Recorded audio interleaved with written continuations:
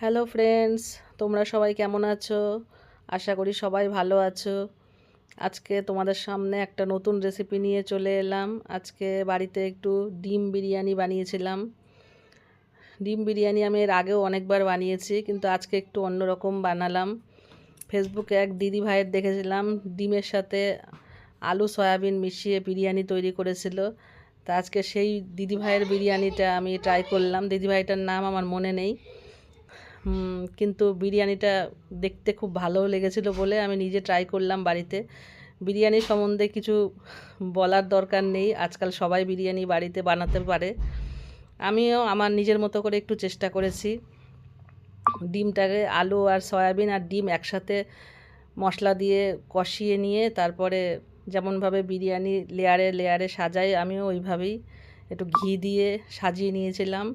উপর থেকে বেরেস্তা দিয়েছি, একটু বিরিয়ানি মশলা, গোলাপ জল, কেওড়া জল সব কিছুই দিয়েছি, দিয়ে লেয়ার লেয়ার সাজিয়ে দিয়েছি। উপর থেকে আমি একটু চিনি দিয়ে দিয়েছিলাম, আমার একটু মিষ্টি পছন্দ বলে। তারপর 30 থেকে 40 মিনিট একটু দমে রেখে দিয়েছিলাম।